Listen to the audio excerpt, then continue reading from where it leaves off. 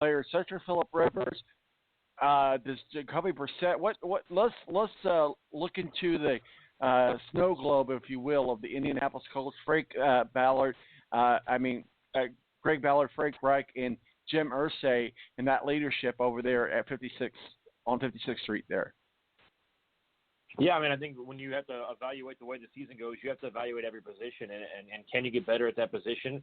And has that player at the current position given you enough to say, I want to bring him back, I want him to be my starter? And I don't think Jacoby Brissett has done that. Now, all of a sudden, he had an injury, and that's been – and here's what I've always said. Look, your job as a medical staff, your job as a owner, your job as a GM, as a coach, is if your guy is not 75%, don't play him. And maybe even 80%, especially at the quarterback position, which is so important. I think that they're going to move on from Jacoby if they can get a veteran in here that then they can maybe move up in the draft if they like somebody in the draft. But if they can get Phillip Rivers in here for a year and maybe make the playoffs, it would bring fans back a little bit. But Jacoby Brissett just has not simply been able to get it done. He looks very well at the beginning of the season, but down the stretch, hasn't happened. So it'll be interesting to see what happens, just because I don't think that Jacoby Brissett is an elite quarterback. All we heard when Andrew Luck retired was, Jacoby's been taking the number one reps. He's our guy. He's a top 10 quarterback. Bottom line is he's not. Bottom line is the Colts were too loyal to Adam Vinatieri, and that cost him a playoff spot. So this team has a lot of evaluating to do, and they have to evaluate themselves in the way that they operate, because it was not a good look for this team this year going 7-9. Tony Donahue, the Tony D podcast, has joined us today and looking back at 2019. Tony, where can people find your work and masterpieces?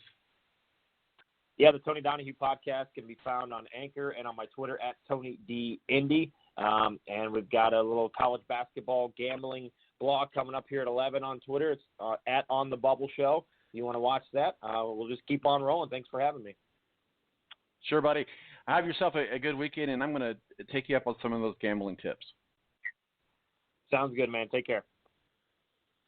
Ed Kracz, beat writer for the Philadelphia Eagles. Ed, Mo joins us real quickly. Mo, Ed, you guys know each other.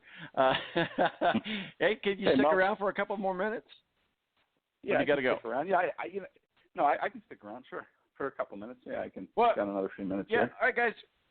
Take a quick break, and then we'll be back here. We'll continue our conversation with the wild card weekend, the wild, wild west, if you will, right here on the Balance Radio Network.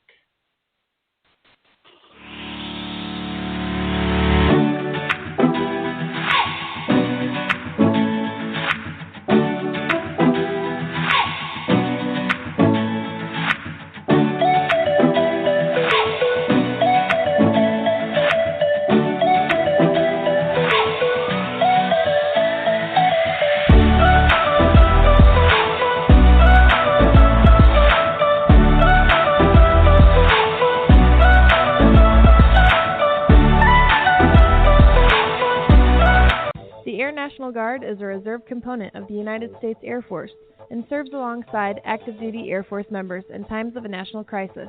In addition, the Air Guard serves the state and local community in a wide range of capacities.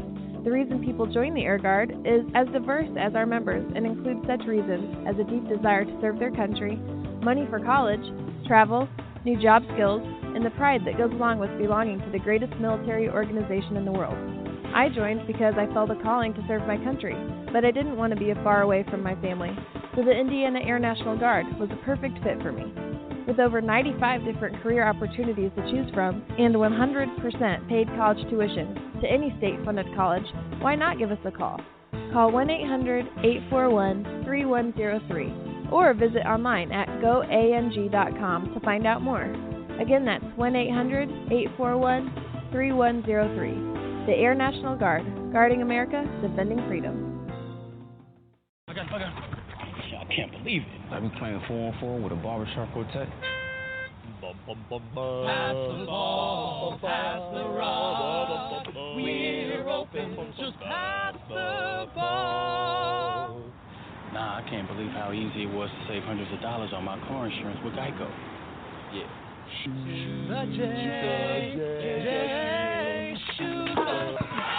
Believe it, Geico could save you 15% or more on car insurance. For more unbelievable Geico videos, give subscribe a click.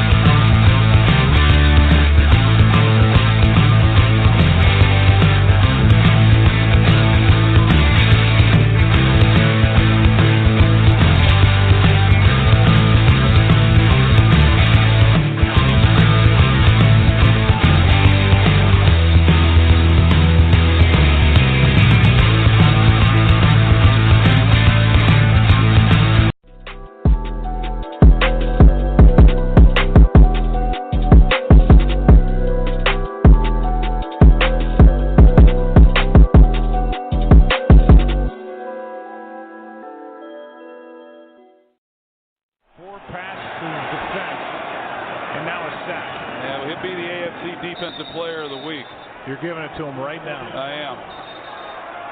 Here's a flag as... Whoa! Hello. Whoa! Yeah, that's... Mason Rudolph got into it. To get out of there. What in the world? Believe Myles Garrett? There'll be swinging a helmet? Yeah, there'll be some ejections coming out of this. There may be suspensions. That's right, suspensions.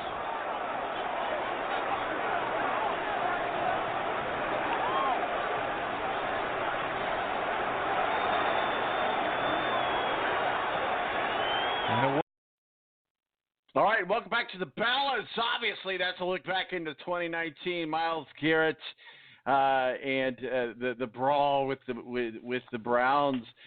Joining us also is Mo from the BS Sports Show. Mo, we are looking back at 2019, continuing over from the last segment. Ed Kracz, beat writer for the Philadelphia Eagles, SI.com, our official NFL contributor. Let's start with you, Mo. First of all, Happy New Year to you, sir. Thank you. Happy New Year. Yeah, but looking for you. Hey, let's look back at, we're going to take our teams individually and look at the biggest stories maybe between our homer teams, the Eagles, the Browns, the Bears, the Colts, and then we'll kind of filter back in some other stuff. But I thought that was a one of the biggest highlights of 2019 when it comes to the NFL, especially when it comes to the Browns, outside of maybe firing of Kitchens, which kind of technically happened in 2019, but I think the bigger story was that. So let's walk through that. What happened there? I know you were in the locker room. You had a chance to talk to Myles Garrett and different people surrounding that. So take us back to that event and help us relive it, if you will. Well, I think that event for Myles Garrett was obviously a little bit out of character for him off the field. The guy is fantastic. I think he let his emotions get the best of him. He's a guy that if anytime you go to a Browns event that's outside of the football aspect of it, he's always one of the guys that's there. But it was kind of I guess a microcosm of things that happened this season. Freddie Kitchens was obviously the wrong hire. Was in over his head the entire season. You've got players on the field, asking teams to come get them. The offensive coordinator telling other teams' coaches that the Browns are a mess. And, this week you've got the owners getting rid of their GM and John Dorsey. And in their press conference, which was so telling this week, saying, well, we want to hire the coach first so we can have a say on the GM, but, we might not get it right this time. You haven't got it right 5 other times you've owned the team since 2012. So, the Browns are a complete 100% certified dumpster fire, and it's not looking better anytime soon. Here's a wild question for you, and I want to get into this coaching conversation in more detail in a few minutes with you and Ed as far as with the Dallas Cowboys. But that aside, we know that Urban Meyer's been talked about with the Dallas Cowboys. But I also know that Urban Meyer's being talked about any NFL opening. But what are the thoughts about Urban Meyer staying in his homeland there and taking over the reins with the Browns? I think it would be a terrible idea. Urban Meyer's a guy who has no NFL coaching experience, and not that makes a big difference, but I think here it does. Urban Meyer's a guy, if you look, who's never really developed a good NFL quarterback in his college days. He's let teams and players run wild in college, i.e. Aaron Hernandez. I think it would be a terrible fit, a terrible idea. I think he is, after covering him for a couple of years, I think he is a liar. And a gigantic douchebag. So I think it would be a terrible mistake for the Browns to look at Urban Meyer. Okay, so I know what you think now. Okay, thank you. I'm just kidding.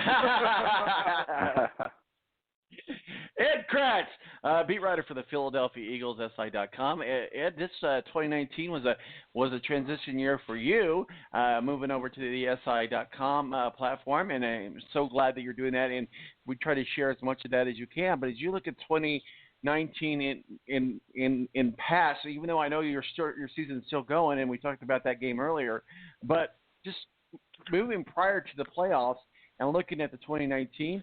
I think everybody that's an Eagles fan and covers the Eagles has got to be happy with Carson Wentz. And the hot take, if you will, you guys managed to get into the playoffs, but the NFC East just was kind of mediocre as a whole. And that's not a jab at the Eagles. But had the NFC East been a little bit better, maybe we would have been talking a little bit different tune about the Philadelphia Eagles. Would you agree or disagree? Oh, yeah, that's probably accurate. Doug Peterson went out and got all three coaches in the NFC East fired. You could say that. I mean, he's owned the Giants and the Redskins since he took over, and the Cowboys had his number, but they found a way to beat them when the Cowboys could have wrapped up the NFC East had they won that game. And the Eagles would be sitting at home, but the Eagles held the number one ranked team on offense, and the Cowboys out of the end zone when they played them. They held them to 3 field goals, 17-9. So, that win kind of gets a little bit overlooked in this run against the NFC East opponents, because the Cowboys could have won the NFC East with a win, and they just couldn't get it done. And that surprised the heck out of me, I got to be honest with you. But to beat a division team 4 straight games with very narrow margin for error. A loss could have ended the Eagles' season in that streak. I don't think you can name another team in the NFL that has done that. I know the NFC East isn't the strongest of divisions, but to win 4 straight games against the teams that know each other very well, who play each other twice a year for going back for dozens and dozens of years, that's not easy to do no matter what the records are. So I might be the only one in the country that gives them credit for doing that, because it's easy to say, yeah, well, it stinks. But then you look at the circumstances. It's not so much who the Eagles beat, it's who they beat these teams with, which is a cast of really no names. And that has kind of rejuvenated the Eagles, is bringing in these practice squad guys that really have put them over the top. And a big reason for that is Carson Wentz. He trusts these guys to make plays. He believes in them. And each week you've seen that trust and that belief grow to the point where I think the Eagles are a very confident team going into Sunday's game against Seattle.